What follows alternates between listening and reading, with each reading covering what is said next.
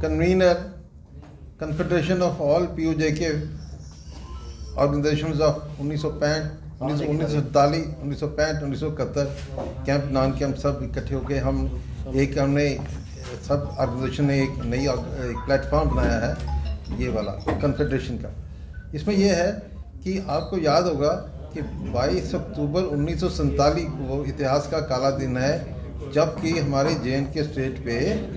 कबायलियों ने पाकिस्तान आर्मी ने उनको तैयार करके हमला कराया था। उसमें हमारे जो आजकल POJ के पास एरिया है वहाँ पर रहने वाले हिंदू सिख हमारे जो थे उसमें 45-50 हज़ार लोग हमारे मारे गए, उनका कत्लेआम हुआ, जेनोसाइड हुआ और उसके बाद वहाँ से पलट के विस्थापित होके जम्मू कश्मीर, पंजाब, हरियाणा, दिल्ली, यूपी, राजस्थान, बॉम्बे, महाराष्ट्र में जाके वहाँ पर उन्होंने शरण ली। आज की हालत ये है कि आज के बाद हम हर साल 22 अक्टूबर 1947 जो है उसकी याद में, शहीदों की याद में 22 अक्टूबर को हम एक श्रद्धांजलि दिवस मनाते हैं।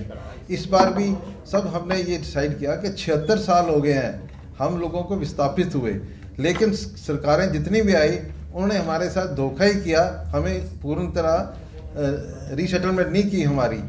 इसके ऊपर इतना हुआ संघर्ष चल रहा है 76 सालों से कि 2014 में एक पार्लियामेंट स्टैंडिंग कमेटी के पास से जब केस गया हमारा,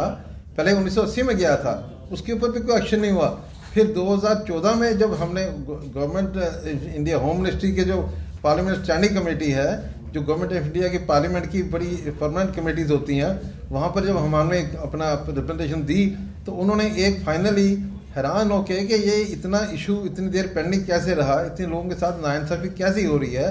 उन्होंने एक लंबी रिपोर्ट दी जिसको कि 183rd रिपोर्ट कहते हैं, 183 नंबर रिपोर्ट 22 दिसंबर 2014 को वो दोनों हाउसेज ऑफ पार्लियामेंट में टेबल हुई,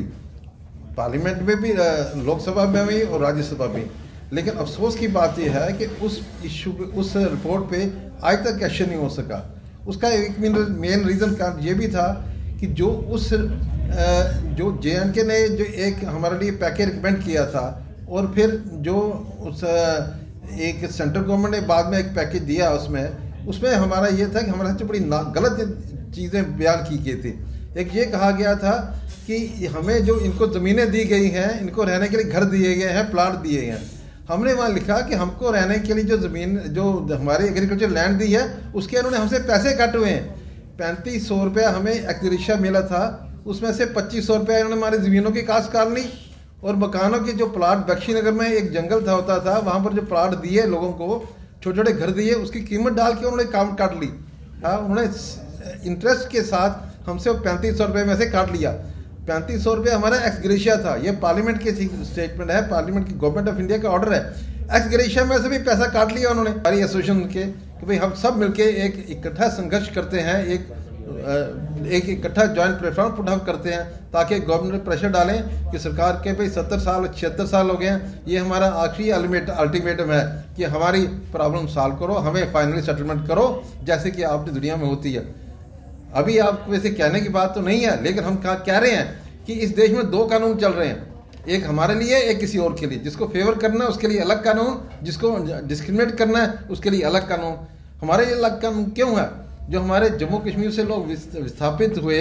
सिर्फ माइग्रेट हुए, विस्थापित नहीं हुए हैं, वो माइग्रेट हुए, खुद निकल के वहाँ से आए कश्मीर से। उनके लिए इतनी हमें इन्होंने गवर्नमेंट ऑफ इंडिया ने 25-30 लाख रुपए उनको कैश मंथली डोल दे रहे हैं, फ्री राशन दे रहे हैं, इनकम टैक्स में रिबेट दे रहे हैं, उनके बच्चों को रिजर्वेशन दे रहे हैं, इंजीनियरिंग कॉलेज, मेडिकल कॉलेज में नौकरियां दे रहे हैं पूरे, उनको प्लाट और मकान बना के दे दिए, उन्होंने टाउनशिप बना दी उनके लिए, और हमारे लिए कुछ नहीं।